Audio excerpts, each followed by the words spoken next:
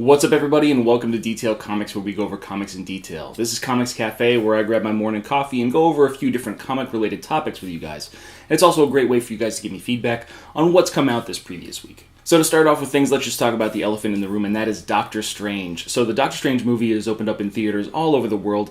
With that $32.5 million opening, that puts it slightly above Thor the Dark World, but behind other really big Marvel Cinematic Universe titles like Avengers Age of Ultron, The Avengers in general, Iron Man 3, which had a really big opening, as well as Captain America Civil War and The Winter Soldier. So, right now it's stacking up about number 6, number 7 in terms of the opening weekend, and I feel like that's where it's going to really land in terms of its box office, because Doctor Strange is a relatively unique movie.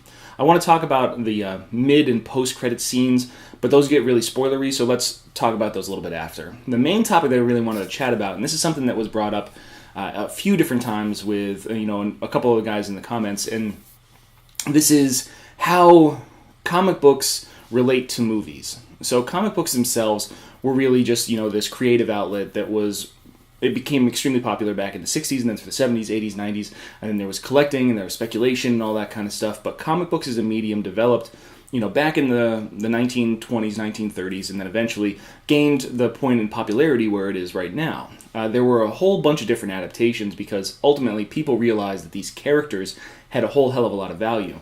They were something that people could relate to, and there was a big following behind them, so they tried to monetize them early on. So that's where you got the original serial adaptations of like Superman and Batman. You got the original Superman movie. You got the original Batman '66 and the Batman movies. But it took a long time for people to get really into the whole cinematic aspect. A lot of series, like a lot of books like Captain America, the Fantastic Four, a lot of those books and stuff like that, when they were adapted to movies back in like the 60s, the 70s, the 80s, there was just not nearly enough fan base, and there wasn't nearly enough, technology to really capture what these books were all about. These superpowers, man, how do you represent superpowers on film? Particularly in some place like the 1970s or the 1980s, there was barely computers around. We had just recently sent a man to the moon, which seemed like the toughest task in the world. We're still on the brink of war with Russia and the US, and there's a whole bunch of different global conflict that's going along. So it's just really difficult to understand what kind of situation those movies were made under.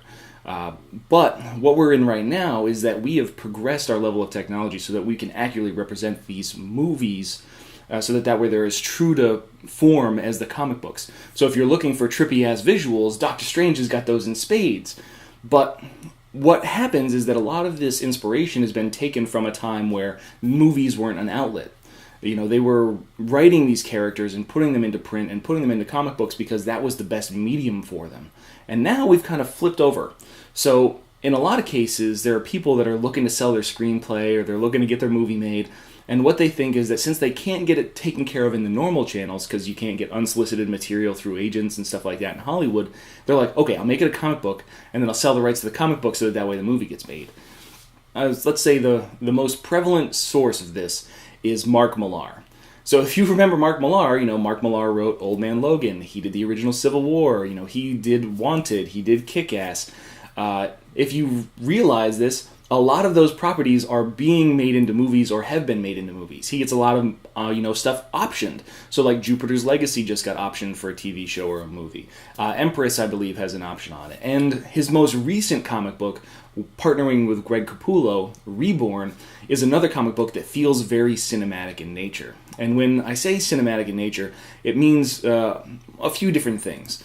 So a lot of people might feel like Reborn, and it opened up a little bit slow. It didn't really have a whole lot of character drive and development. There wasn't really a big action set piece, and then the end was just like, oh my god, boom, cliffhanger kind of situation.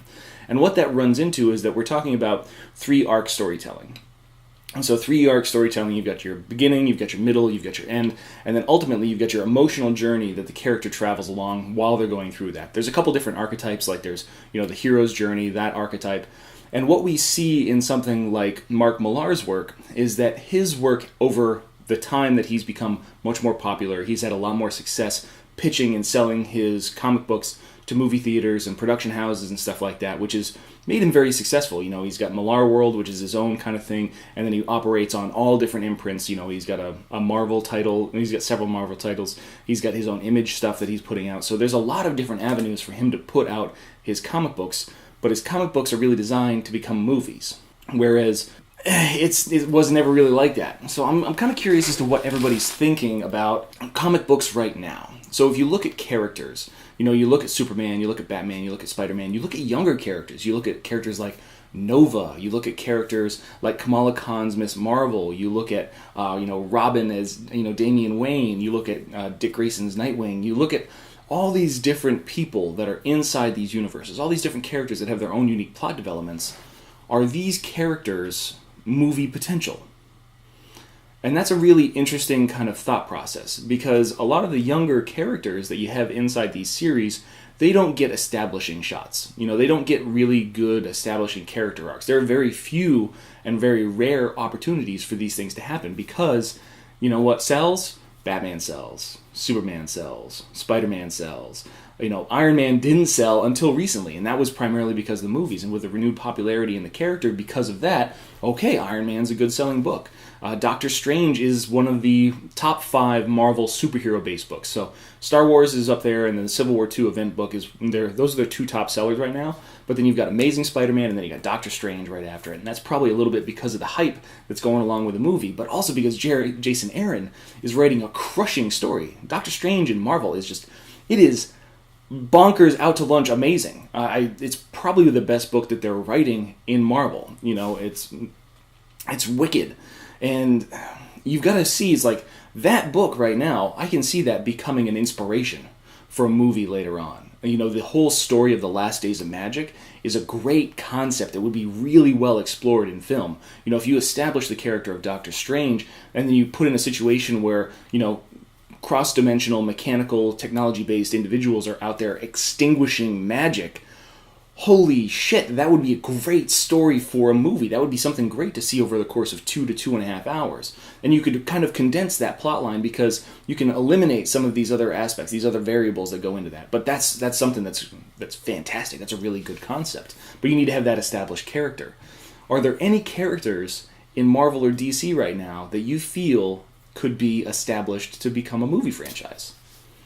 I'm really scratching my head here, so I want to know what you guys think. So hit me up in the comments down below. Let me know what you guys think. See if you have any concepts or ideas that might work as far as Marvel movies or DC movies or something like that, where we could kind of show progression. You could kind of push Superman and Batman and stuff like that to the wayside. You could create a really good property that's based off of a newer character that has room to grow and develop and create more inspiring stories inside the comic book verse as well as the movie universe. So that's something that it kind of touched home with me, so I wanted to chat with you guys about that too. So let me know what you guys think.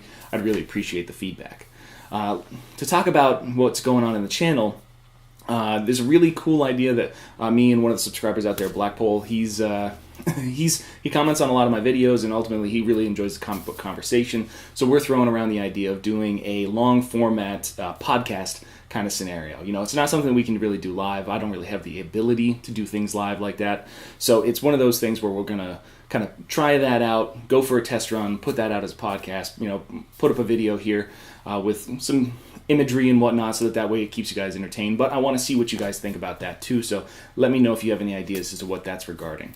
Because I've got some badass subscribers out there, Wolf, Jake, a lot of people like Blackpole, and there's a ton of you guys that are out there they're awesome. You create a really good community around this. You start good conversations, and we can have that stuff. So I really like to encourage those things. This is a place where I want people to be able to talk and educate and inform and grow as comic book fans, and see how that changes and impacts people. So I really appreciate all the help that you guys are giving me out there. So that's awesome.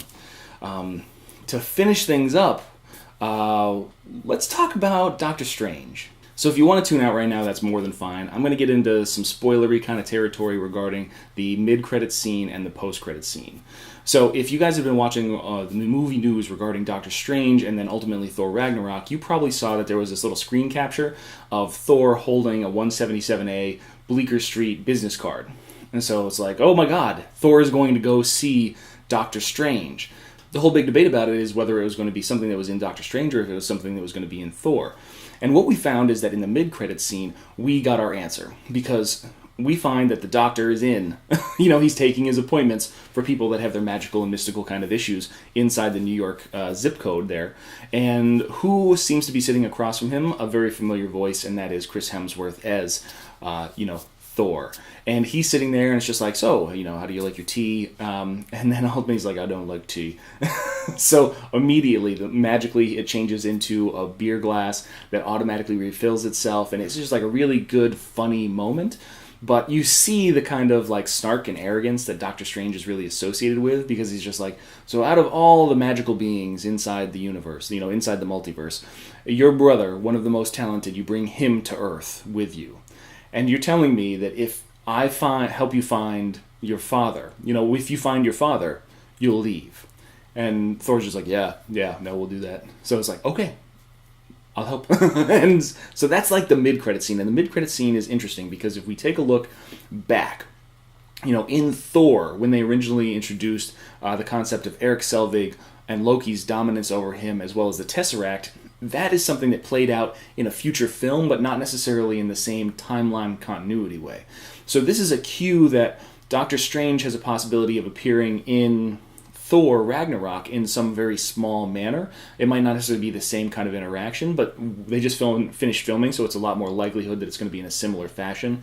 Or he's going to be, kind of a connective thread in a similar way that Nick Fury was, because these people are going to be coming with their whole, cosmic issues to Doctor Strange. So I think that that's going to be really interesting to see where that goes, because if you remember the original cutscene, the original mid-credit scene with Loki and Eric Selvig, Loki had exerted his dominance magically over Eric Selvig while he was introduced to the Tesseract. But when we finally got to the Avengers and Loki comes in, he uses the staff to dominate Eric Selvig, so he wasn't under his control the entire time. So this is just really a teaser for what kind of interactions could be inside the movie moving forward. So I really like that aspect of it. And if you take it not necessarily as gospel as to how things are going to happen, which you shouldn't because it's a mid-credit scene, it's going to give you an indication that Doctor Strange is going to play a much larger part, but he might not necessarily be in the foreground. He might be in the background. He might help facilitate these actions. So that's a very cool thing. As far as the final credit scene, I found that the final credit scene was a little bit, let's just say, underwhelming. Because what we have is our original character that was introduced, who's using the dimensional energies to heal himself, to make himself walk. He is a magician, a sorcerer that is using them for his own benefit, so that way he can continue on in his old life. Because he didn't necessarily have the strength that Doctor Strange had to kind of confront those things and face the magical realms outside there, to kind of go on that confrontational pathway. He's just like, nope, I'm here, I'm healed, I'm good to go. So let me play basketball and, work in my metal shop. And we see Baron Mordo, and his whole concept and mantra is very different than the comic books. So in the comic books, he wants the power of the Ancient One. He wants to be the Sorcerer Supreme. He wants to be the most powerful sorcerer. And you can see that this isn't necessarily his motivation. His motivation is based off of what they further developed inside the movie, and then basically that he was disenfranchised. He was disillusioned. The fact that the Ancient One was using power from the Dark Dimension really shook his sensibilities, his foundational aspects, his belief structure. So when you take away his belief structure, then he becomes a veritable loose cannon. So he comes up to this character and he pulls the magic out of him, like literally captures the magic that he's been using and pulls it away from him. So it's really weird, because I don't necessarily see that being true to the character of Baron Mordo. I can see how it sets things up in the future. So if they wanted to kind of touch on the empirical Last Days of Magic concept, except it's, Baron Mordo is taking all the magic, then it becomes kind of a confrontation between Mordo and Stephen Strange, and say like Doctor Strange number 3, if that launches that kind of franchise. But there's no real guarantee that you're going to get to that point, or that that's the overarching plot that's going to be going for that particular film. So this just really further confuses me about where they're taking their inspiration for Baron Mordo from, because he's out of character and underutilized throughout the majority of the film, and then this end credit scene doesn't really do anything to kind of build him up or anything like that. It's just like, okay, cool, he's a villain now, and his motivations are unclear, and we've got a rough idea of what he really wants to do, which is eliminate all the sorcerers. And that just finds me a little bit frustrating. Overall, it's still not enough for me to dislike the film, and based on the box office and stuff like that, it's going to be an $80-100 million opener, especially if you're going to watch it in 3D and IMAX, which is the way that you should watch it, so to maximize your visual potential. It's like amazing. So that's going to increase the actual ticket revenues. The cost per ticket goes up because that's a more expensive film to see. So that's going to really help out their opening box office, and we'll see what kind of, drop-offs they're going to get. But I don't see this movie coming in, anywhere poorly inside the MCU, and overall for an origin story, it's still something that I'd highly recommend. So that's this week's Comics Cafe, and I want to know what you guys think. So hit me up in the comments down below. We can start that conversation. Let's talk about movies. Let's talk about, how these end credits and post-credit scenes worked out. Let's talk about which characters are going to be developed into the next generation of movie franchise, and whether the stories that they're telling now are worth putting in a movie or not. So I'm really interested to know what you guys think. As always, if you like what you see, hit the like button. Don't forget to subscribe right there to get more news, reviews, and commentary on comic books, comic book movies, comic book TV shows and games, and anything and everything inside the world of comics.